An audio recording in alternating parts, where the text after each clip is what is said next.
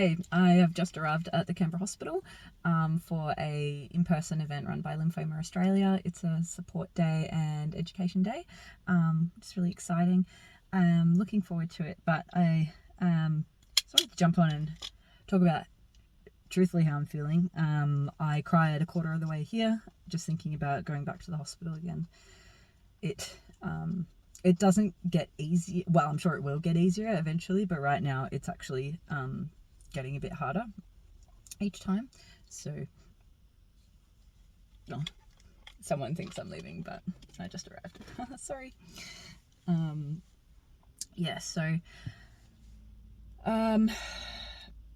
I just wanted to say, I guess my message of the day is that two things can be true. You can be looking forward to something, but equally it can be hard and it can be triggering, and it can make you upset.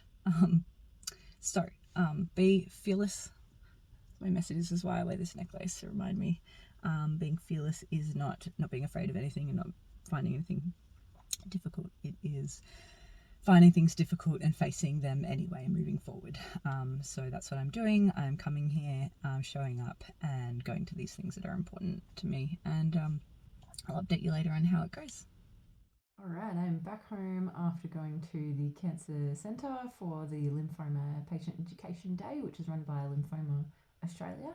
What a great day. It was from 11 till 2, so we had a lunch together afterwards where we were able to hear from people's stories. You could mingle, share our experiences, hints and tips about what's sort of bothering us at the moment. So I had some things to share with people that have gone through some similar side effects to myself, because there were people there still currently in active treatment.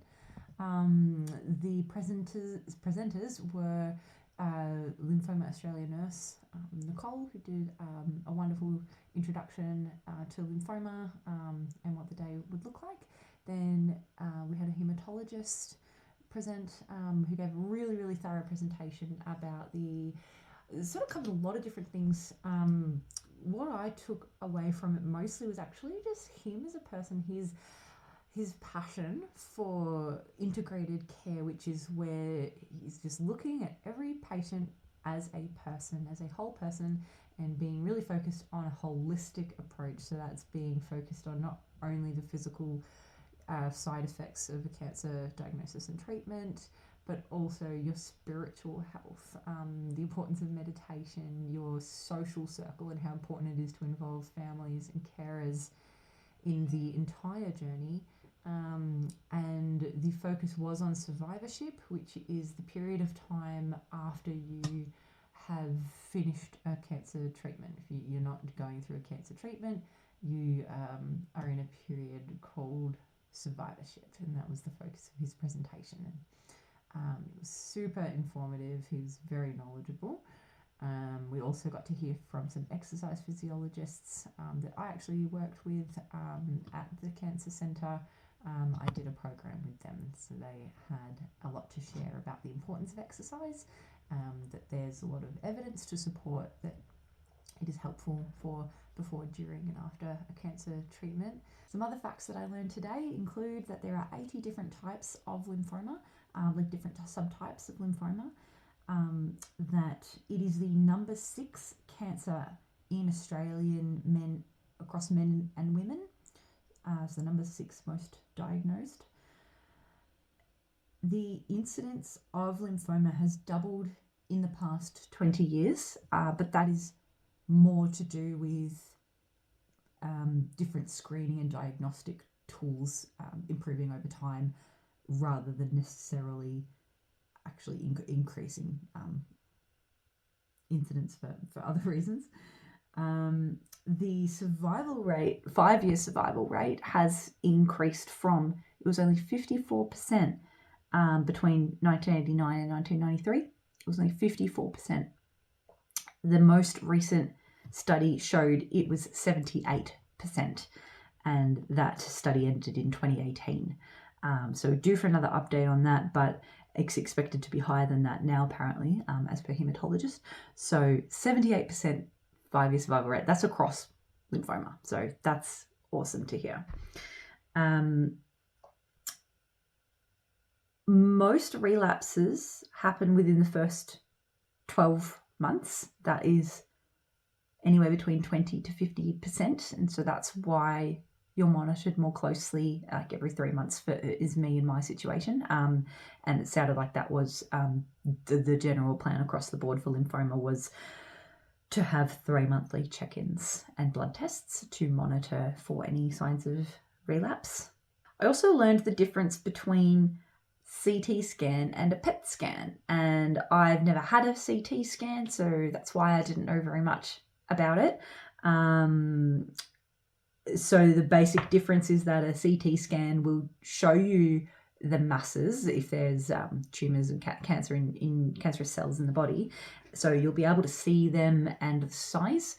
But the PET scan shows this extra layer of information which shows how active those cells are. It shows the activity in those cells, so whether they are cancerous and actively cancerous cells. So that was really interesting to learn about that, and to also learn about the different types of treatments that I didn't have. So I really only know the in-depth details of the exact type of chemotherapy that I had, which was ABVD, but he went into CAR T cell therapy, which is something I've heard a lot about in the cancer world and in the blood cancer space, but I had no idea how that worked.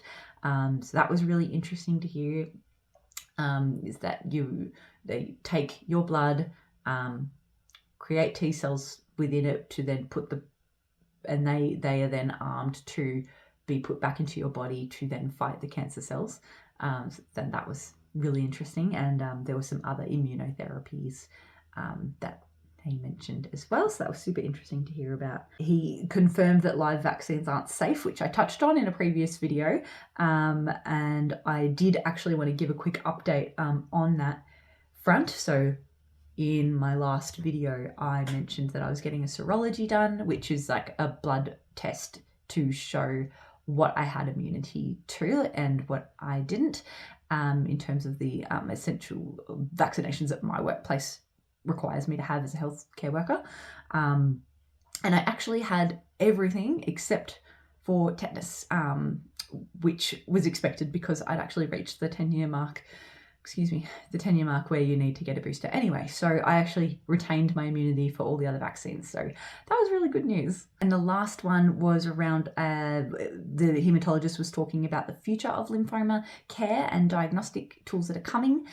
He mentioned the liquid biopsy, which is just a fancy way to say the blood test that would show whether you've got another way to diagnose rather than doing an excisional biopsy. The hematologist also touched on a really interesting subject of long-term side effects versus late effects, which I didn't realise were two different things.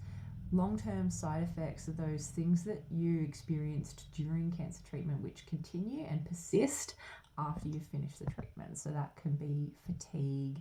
For me, that's like tooth sensitivity. Could be pain, brain fog, those sorts of things.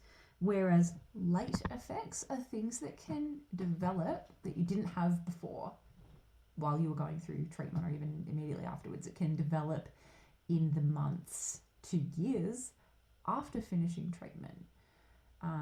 So there's another thing I've learned today, is that I should be looking out for these things to pop up potentially years down the track. Some of those things I wrote down were you could have vision symptoms, such as development of cataracts.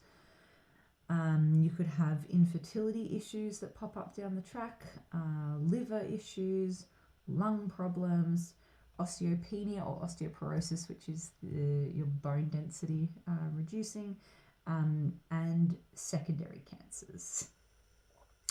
So there you go, those were some of my key takeaways from today. It was amazing to have a chat with all the participants that were there, sharing each other's stories. It's just such a good source of support. It makes such a difference to know that you're not alone and there are people just down the road that are going through the same thing or similar, very similar things, and everyone has their own unique perspective to share. Everyone's insights are valuable and unique, and I love hearing them. So I'm filled with motivation right now. I really want to stay in this space of advocacy, sharing my story, sharing what I know, picking. And when you do that, you learn from other people. You learn things, tips and tricks that I didn't know, and now I'm armed with that knowledge. I can share that here on this platform or with anyone that I meet in person at the various support groups that I do attend and different workshops and events. So yeah, I'm really, really keen to stay in this advocacy space. I really kind of felt like I was in my element, chatting with everyone and learning more about the cancer space and how to live well during and after cancer treatment. And as a health professional, I think I've got this edge that I can share now with my clients. I feel like I'm a better therapist for it. And I just want to build on that. I'm feeling so motivated to do that moving forward. So I'd love to work more in this space. So I'm going to, I guess, you just keep showing up, putting things out there, showing up, and moving in whatever direction different opportunities might take me. At the moment, I'm really loving this advocacy space. So thank you so much for watching, being here. Do let me know if you've got topics you'd like me to cover. Comment down below, and I'll get back to you. So thanks again for watching and listening, and I'll see you in the next installment.